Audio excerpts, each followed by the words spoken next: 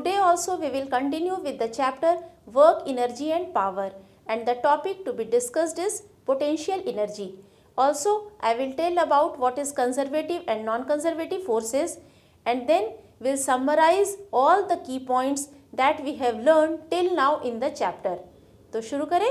Today we have to learn about potential energy, but before going into details, first let me introduce you to conservative and non-conservative forces, because this concept will be needed while defining potential energy.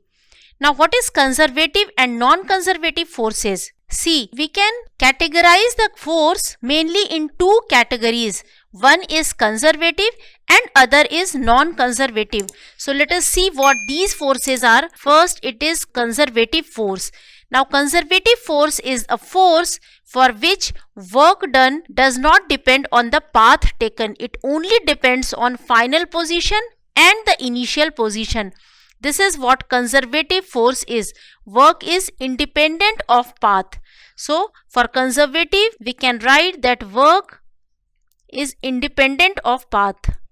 And of course, if conservative is a force for which work is independent of path, then for non-conservative, it should be dependent on path. So here for work is dependent on path. It not only depends on only the initial and final position, it does depend the path taken. Let's consider one case. If we have to go from point A to point B, a process has to be there which is to be carried out between the points A and B. Now for this process A to B, there can be different paths. One can be the straight line directly from A to B, other can be like this, irregular path. One more path is possible which is like this. So infinite number of paths we can draw here. If the force is such that work is same for all these paths, then that has to be the conservative force. If it is different for all three paths, then it has to be the non-conservative force. So I have just categorized the forces. One is conservative, other is non-conservative. When we are saying that work is independent of path, of course we can say that work done for the whole path, if it is a closed loop starting from the same position and terminating to the same position, then it should be equal to 0, because if it is depending only on the initial and final positions and these two positions are coinciding, then net work done should be 0 for the closed loop. In this way also we can define or categorize conservative and non-conservative forces. A force for which closed loop work is equal to 0, that is known as conservative, whereas for non-conservative, this work done cannot be equal to 0 because it depends on path, does not depend only on the initial and final positions. If I illustrate it mathematically, then one example I can take. Let's consider one example. If an equation is given for force, let that equation be the vector force I am writing, let it be 2xi plus 3yj. It is a force acting on some particle. The another force I am taking into consideration is, here this is equal to 2yi plus 3xj. So I have taken these two forces which are independently acting on a particle. We have to check which one of the force is conservative, which is non-conservative, or whether both are conservative or both are non-conservative. So let's see that how it can be done. As I have just now said, for conservative force, work done for the closed loop has to be 0. So let us calculate work done in these two cases. If I am writing for one closed loop work done, you know work done can be written as F dot dr. So here it can be written as the force is acting in xy plane, so dr can be written as dxi plus dyj. And since it is a closed loop work, so it has to be within the same limits. So if I am writing here initial point as xi, yi, then final point should be the same, that is xi and yi. So this will be work done for the entire loop. And what this value will be? Now F, if you substitute, which is 2xi plus 3yj, and take dot product with dxi plus dyj, this will be reduced to, it can be written as 2x dx between xi to xi plus 3y dy within limits yi to yi. Now if you integrate it, you will get this result to be equal to 0 because it is 2x square by 2, and within the same limits this will be 0. Similar is the result for second term. This is 3 by 2 y square, and within the same limits again we are getting 0. So these two will be reduced to 0. From here we can say that this first force is conservative force. Now let's see the second one. For second one, again to check whether it is conservative or non-conservative, we have to see what will be the value of work done for the closed loop. This time it will be 2yi plus 3xj dot dr, which can be written as dxi plus dyj, and again the limit should be same, so xi yi to xf yf. After integration it will be reduced to integration of 2y dx within limits xi to xi. The second term, 3 integration of x dy within limits yi to yi. Can you remember this kind of term being read earlier?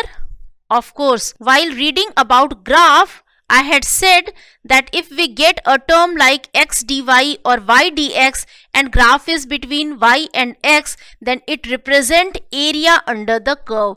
And as you know, even for a closed loop, area under the curve cannot be 0. So these two terms are actually area terms which will not be 0 even if initial and final points are same. So this is not equal to 0. What does it mean?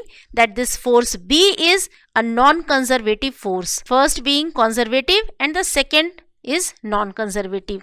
So this is how we can check whether a given force is conservative or non-conservative. After knowing about these two forces, now we can define potential energy with much ease. So what is potential energy? Potential energy is, we can define it theoretically as, it is equal to energy possessed by a body by virtue of its position and its configuration. Now here I have used both terms. One is position and other is configuration.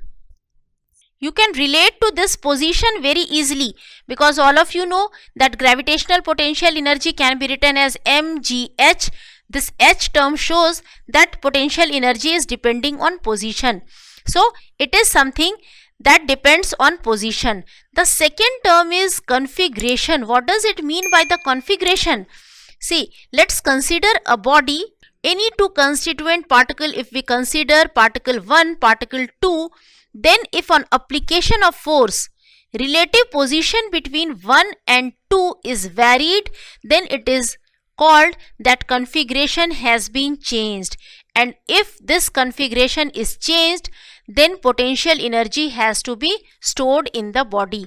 We can take example of a rubber and eraser. If you squeeze it, then of course relative position between any two constituent particles has been reduced, and that is change in configuration, so potential energy will be reduced. If you stretch an elastic band, again you are changing relative position between any two constituent particles, and so potential energy is getting stored in the elastic band.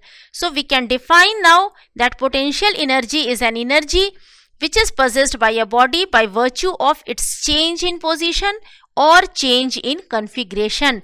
And by configuration, I am meaning here relative position between any two constituent particles. Now, if we have to write what is potential energy mathematically, then this definition will not do.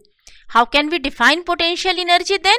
Then we have to define potential energy as it is equal to negative of work done by internal conservative forces. So potential energy is equal to negative of work done by internal conservative forces. Now you all know the meaning of conservative force, so directly I can write it like this. But while writing potential energy, do remember there is nothing like an absolute potential energy. For potential energy, always it should be written as change in potential energy. because you have to take one reference for which you are taking potential energy to be 0, then only you can write potential energy for the other position or for other situation. So always it should be expressed as change in potential energy, which mathematically can be written as minus of work done due to internal conservative forces. This force should be internal for the system and conservative as well. Negative of this work done will be equal to change in potential energy. So now we are knowing what is kinetic energy mathematically, that is work done due to all kinds of forces, and potential energy is, this is negative of work done due to internal conservative forces. So if I write again the work energy theorem, which can be written as change in kinetic energy is equal to work done due to all forces.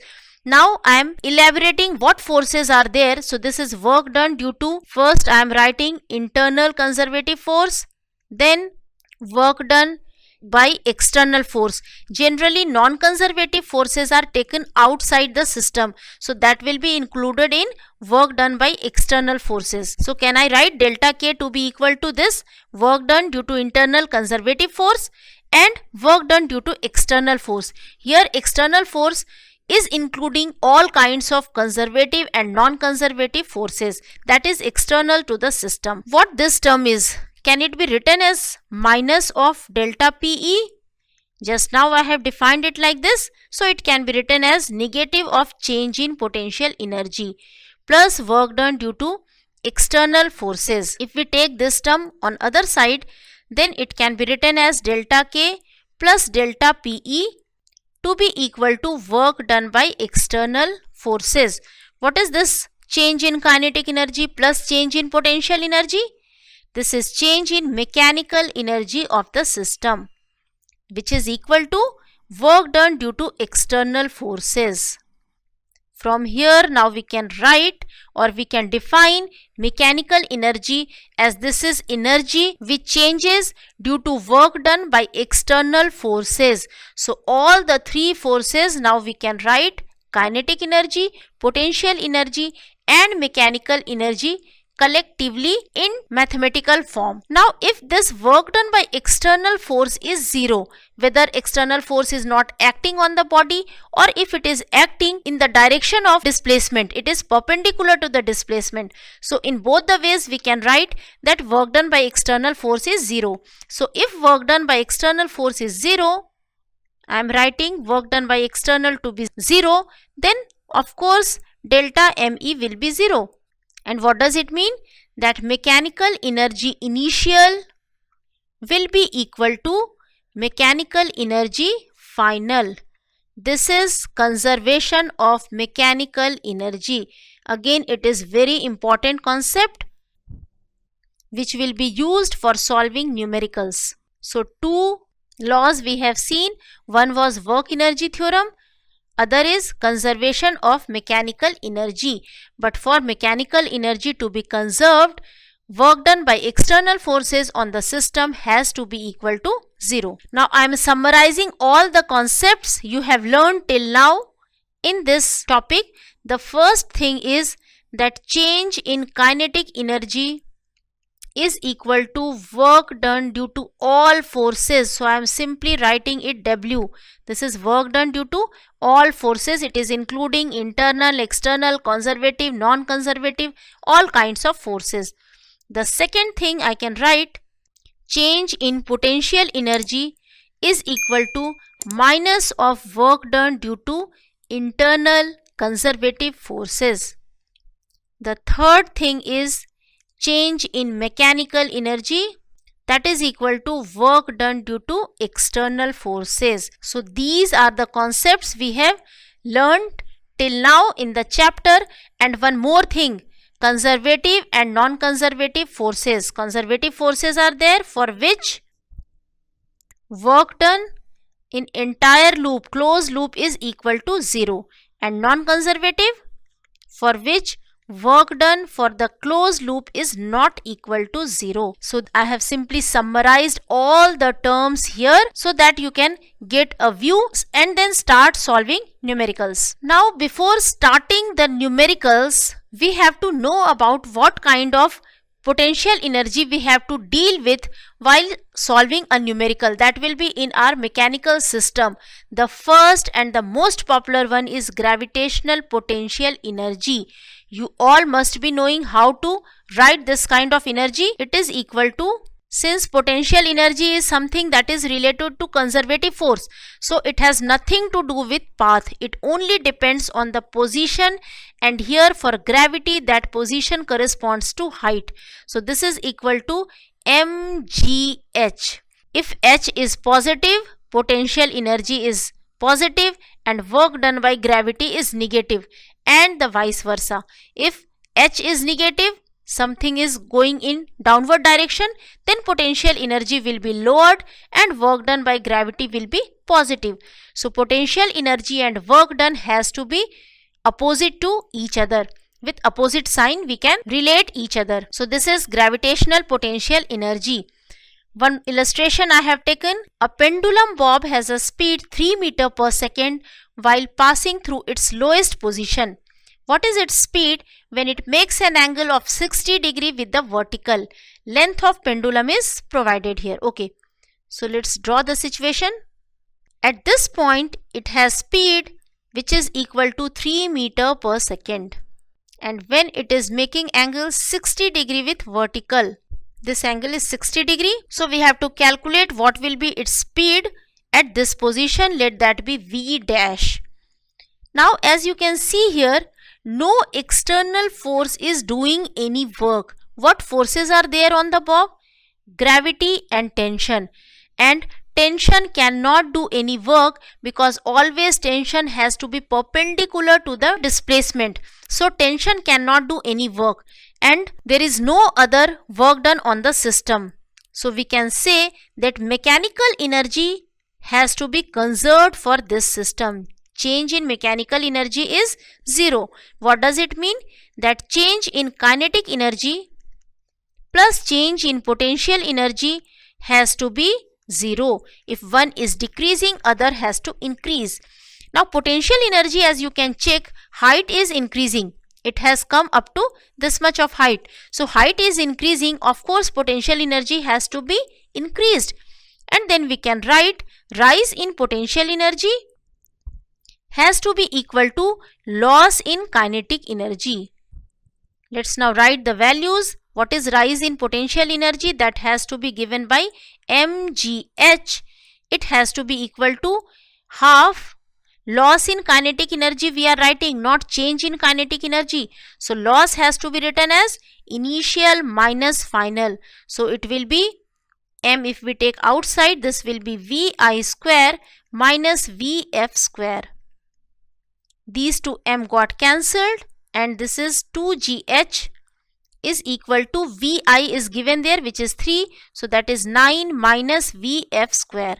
From here we got vf to be equal to 9 minus 2gh under root. Now what is value of this h? As you can see from the diagram, this whole length is L and this much of length is L cos 60. So h can be written as L minus L cos 60, which is L taken common, 1 minus cos 60 degree. If you substitute the values, L is given 0.5 meter, cos 60 is 1 by 2, 1 minus 1 by 2, that will be again 1 by 2. So this is equal to 0.25. That is root under 9 minus 20 into 0.25 is 1 by 4, that is equal to 2 meter per second. This is the speed of bob when it goes to this much of height, making angle 60 degree with vertical. One other kind of potential energy we have to encounter with in our numerical problems is spring potential energy.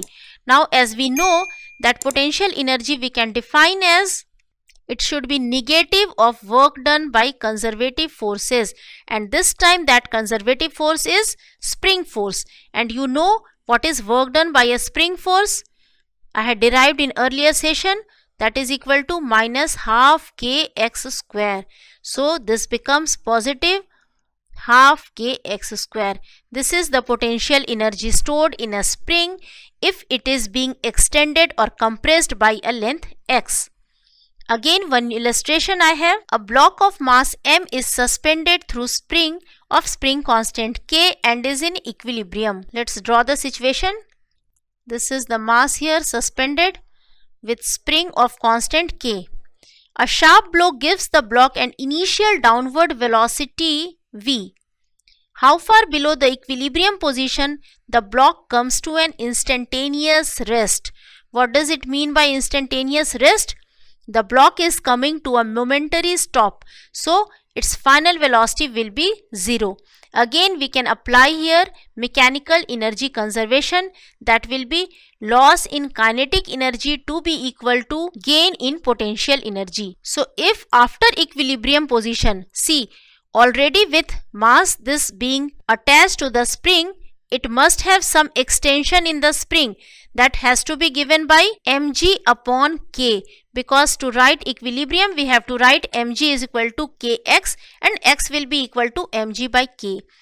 From this equilibrium position, if it is coming down by height h, if we write initial mechanical energy to be equal to final mechanical energy, for earlier position we have to write half mv square plus half kx square, where x is given as mg by k. So square of this term.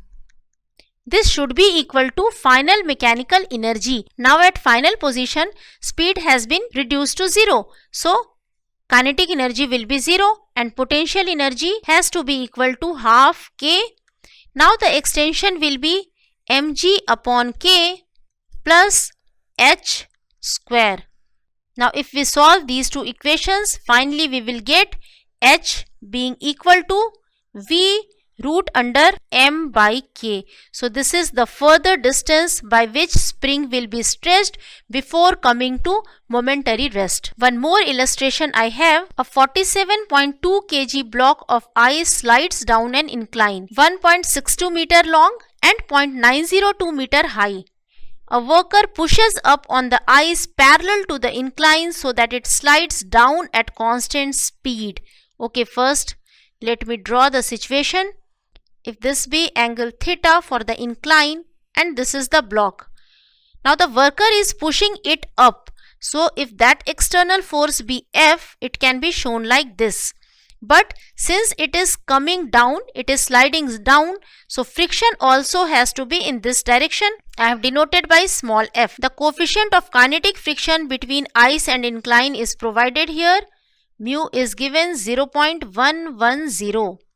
Find the force exerted by worker, work done by worker and work done by gravity. Okay, let's start solving.